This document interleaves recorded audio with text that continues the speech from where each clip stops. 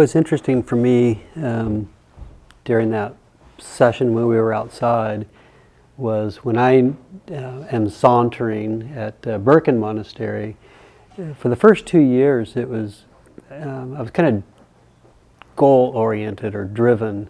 I'd be like wanting to go explore an area that might be 3 or 4 miles away. So it'd be like an hour walk to get there, and then I'd be exploring that area, just enjoying, just sort of seeing the lay of the land, the weather, seeing animals, just kind of enjoying that.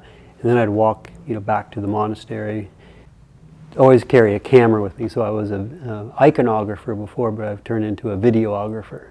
And so I love doing time lapse.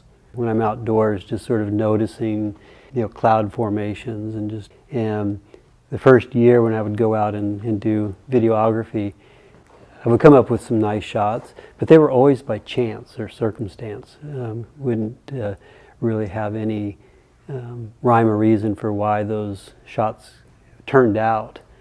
Oftentimes what I would do as I was walking would take some photographs or some videos. I would come back and look at them later as I was editing them, and I'd be thinking, I wish I'd filmed it this way, I wish I'd done that differently. And so I'd try to go back and try to find the conditions that were the same or similar. Yeah, it's someone over there saying, you can't do that. And that is absolutely true. But if you do it over a 3-year period, you can. Because you start to learn the patterns, you start to see nature and how it works. And so I've gotten to the point with this particular environment, I'll be like looking out and go, oh, this is what's going to look like in an hour from now. And I can go out and set my camera up and try to capture with clouds and the weather. It's always a gamble, or you're never quite going to get what you think you're going to get. It's interesting for me, just this putting yourself into a situation in nature repeatedly over and over and over again. It's really fascinating to me, like what you can learn from that process. When I came out here, this is my first time to even walk around, so it's like talking about raising the interest, or what you find being attracted to. I was attracted to everything because it's like everything was new, so it was almost distracting. It was just so there was so much attention there, and I realized, like when I was first at Birken Monastery, just all the continually walking, and I would sit when I would do the time lapse. I'd set my camera up and then I would just sit and meditate. But I was basically kind of using it as just doing breath meditation, body awareness, loving kindness meditation, like whatever I'd learned formally. And I wasn't really using the elements as part of that. So I've only really started recently doing that, say the last 4 to 6 months, using that as a meditation object. I guess it was especially this last month up in Birken. It is starting to change the season. We're finally getting into spring, and it's actually one of the worst times to get out to saunter because there's still too much snow in the forest to go through, and it's real mushy, and you could sink up to your waist kind of in the snow. In the winter time, you can walk right on top of it a lot of times, but now it's like it's too wet, and then the roads, it's all dirt roads there, and they're all mud. Sometimes they're like a foot thick of mud, and so it's kind of dangerous. So I've been actually doing much more sitting when I go out. I'll get to a spot, find a tree or a secluded place and go sit. The other day, I was paying attention to my body. It was right after the meal, which is usually the hardest time to meditate because your body's full. Actually, all the energy in your body is going to digest that food, so it's you tend to want to fall asleep. But I knew I didn't want to do that. I just needed some exercise, so I walked out to this little island we have. It's still frozen all around, so I walked out and we have a meditation platform. And I was sitting there, and it was really gray, and it was really windy. And wind is like my least favorite element to practice in. It just feels abrasive, it's just the wind hitting you. And I kind of went out there kind of feeling almost dejected, or like, I'm tired, it's windy, it's gray, it's just not that beautiful. And then I just sat down and just open up to it. And it was probably the best meditation I had all month. It was just, I noticed the wind was actually bringing energy. It's like it really wasn't that unpleasant, the wind hitting the body. It was cold enough that it was kind of like today, like the sun keeps coming out and going away. And so I was sitting there under this, it's basically just a little roof big enough for one person to sit under. And so the sun was still hitting me when it was out. And the sun would make me really warm. And I had not down coat, but a winter coat on and a windbreaker. And when the sun was hitting me, I would just get really warm, feel really good. But then these really strong winds would come and just blow all my body heat away. Just seeing that process, taking it all the way, and then the sun would come out a few minutes later and just feel the body warming up again. And just that continual change, just watching that, was fascinating to me. So I was really paying attention to that.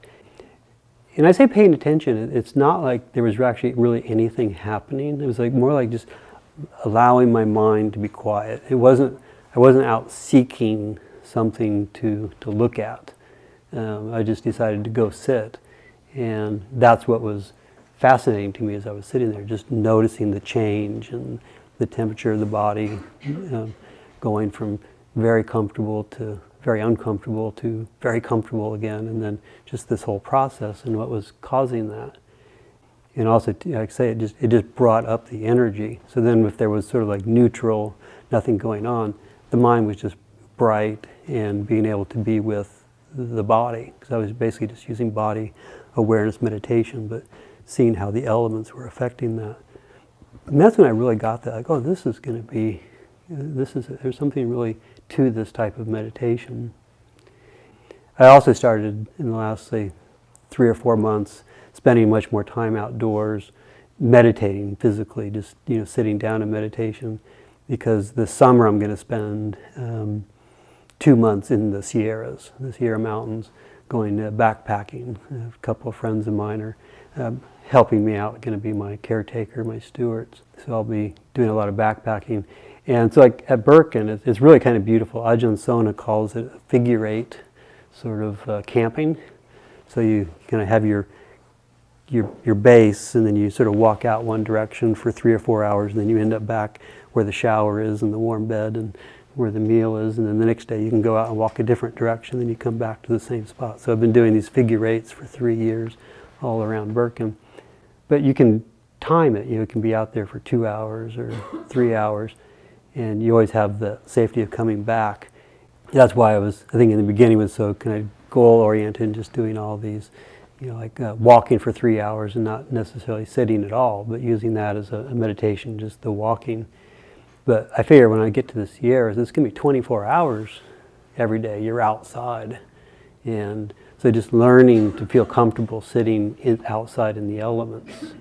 And so I've been practicing that, to get out there and do that. The other thing too is when I was doing these time lapse, I'm usually just doing of the clouds or the sky or shadows across the earth. And so I decided to, for one video I made, did 4 or 5 meditations of me sitting in meditation, having me actually in the shot. And it was quite fascinating to me because I filmed a few indoors when it was really cloudy and just stormy. And when you do a time lapse, like, you can think you're sitting there perfectly straight up and down, and you are pretty quiet. But when you watch it in time lapse, you're constantly making little adjustments, and it's like, I can't show that. It looks like I'm a horrible meditator. Pride comes in, and so I can't show those. But I film myself outdoors, and for like half-hour meditations, 45-minute meditations, and I'm like this. I didn't move, and I was like, I showed it to Ajahn Sona, and he's like, that's not insignificant. Pay attention to that. Like, that's your element when you're outside. You are energized, you are absorbing, you are enthralled with being outdoors. So you should, try to develop that as your meditation. And so it's quite interesting that, you doing videography taught me something about my meditation.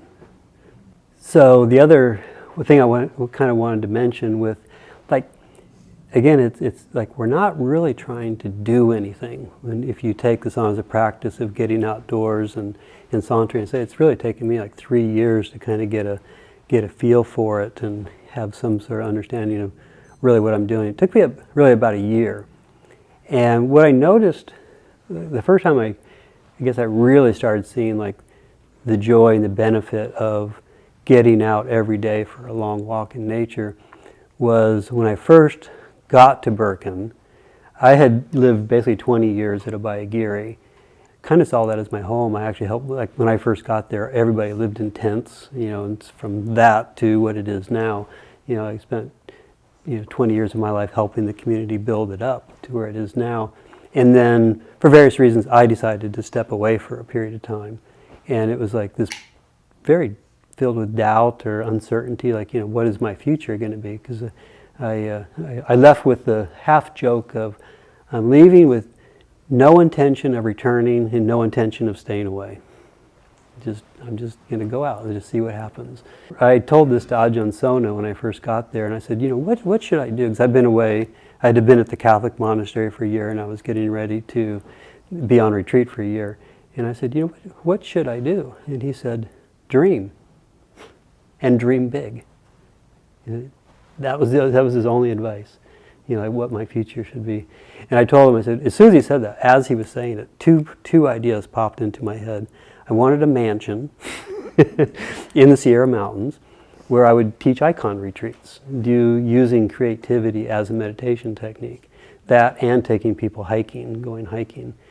What I really loved, Ajahn Sona was like, dream and dream big. And so those were the ideas. And so I did start doing a lot of this just walking every day. I noticed, I think, it's funny because like one of my teachers, I won't mention their name, but we used to always talk about doubt or kind of anxiety was one of their defilements. And he was, really charismatic and energetic. And I was like, I don't, how could that be? He just doesn't seem to have anxiety or doubts. And it was like I could never relate to him because I was kind of a young man and goal-oriented, and I didn't feel like I had any doubts or uncertainties about myself. So I was like, well, that's not relevant for me. But then when I was in this situation of like, what's my future? I would be walking, and all of a sudden I would just feel the body would just feel this sense of dread, this sort of sense of insecurity or not knowing what you're going to do. It would kind of just cloud my entire mood or the physical body. And I knew just to not get into the story. The stories kind of added to it, but I would just go to the body and just feel what it felt like, and that was perfectly fine. I didn't have to, but I always saw the mind wanted to connect that sense of vulnerability or uncertainty to that feeling. And then after about a year, I started noticing this pattern that physical sensation would come on to me. And I remember it was like after it happened, like say 3 or 4 times, it used to be like one time would come up and I may not feel it again for 2 or 3 months, but then it would come up again and the mind would say, oh boy, you're anxious about that, and want to get into the storytelling or justifying it or trying to find a solution to it. After about the 3rd or 4th time, I was just sort of like, this feeling that's arising, it's probably because I had 2 cups of coffee this morning and I usually only have 1. This has nothing to do with anxiety at all. It's a physical thing that's happening in my body because there was nothing happening before that had anything to do with why I should feel insecure or anything. And I realized it's like I never would have actually figured that out if I hadn't been walking every single day for the last year. Say one idea of this, where I was talking this morning about instructions, is finding something that you're interested in, getting absorbed into it. That's definitely one way to do it. But another is just by putting yourself in the elements, and you do it long enough, you'll start to see these patterns. Like I was saying with the, being a videography and noticing when you're going to film something, or what's the best time to do that. You'll start noticing these patterns. And that can happen in any type of meditation. So like if you have a very serious practice and you're meditating for every day, and you have a meditation subject, those same insights can happen. But for me, it's like I was saying, when I'm sitting outside, it's the awareness wants to be there, the attention's there. So that's one real advantage to being outside, meditating outdoors, being in the elements. I'm not going to talk too long here because I do want us to have another period outdoors. Then we'll come back and I'll open it up for questions and hopefully some answers. When we go back outside this time, I noticed I think it's easier to kind of get absorbed into something if you just sit. So I notice there's lots of benches outside, or hopefully there's some patches of concrete that's kind of dry. So I'd encourage that. Do go out and walk for a little bit if you want to stretch your body. That does energize us. But just find some place and just sit for at least 10, 15 minutes. And then if you want to get up and walk around again, but just sit and then see if something draws your attention, and it can even just be something as simple as like this last sit as I was sitting here. I'm not sure where the air is moving from, but I can feel the air coming through these steps and hitting the side of my face, and so I was using that as my meditation object, just noticing the current of the air through this room. So it could be, it looks like it's very patchy sunshine right now, so it could be something like that, just watching the sun coming and moving off of our bodies, or the movement of the air. Or it could be the sound, hearing even children laughing off in the distance, or just whatever draws your attention, and just allow that to be. Or you could, if you saw something that does interest you, a flower. I can show everybody afterwards, but this last time I was sitting, I was underneath a big tree over there, and I noticed there was a black streak on the tree, and so I went over to it and was looking at it, and somehow the water is coming down the tree and goes through the bark on the inside of the tree and then comes down on the outside of the bark. And I got this video of it, and it's 100 colors. It's like every color that's out there was reflected in this one little patch of water dripping from the tree. Like how I would use that as meditation was just like notice my mind was absorbed into that. And I do, when I do my sauntering, I take my camera with me, and I find it very helpful because I'm always trying to capture images. So I'm really looking for something that's beautiful, or different perspective of things, and then I film it. And then you take that. Remember, as you're doing, if you remember paying attention to what it feels like when you are interested, then you can go back later and I can just think about that image, and it can bring up the memory of what it was like because I paid attention to what it's like to be interested. And then the memory of being interested is the same as the actual process of being interested. And so that's an entryway into concentration practice. I talk about that the same way often with generosity. If you're kind to somebody in any way, it can bring this wholesome joy into yourself of being kind. And if you're really paying attention when you do that, then you can go back later. And a good way to start your meditation is to just use memory of, okay, what was the happiest I was today? It was like noticing beautiful colors in a drip of a water, or smelling a flower, or being kind to somebody, opening the door for them. And if you remember that joy and you're paying attention when you did it, it's an entry into the meditation.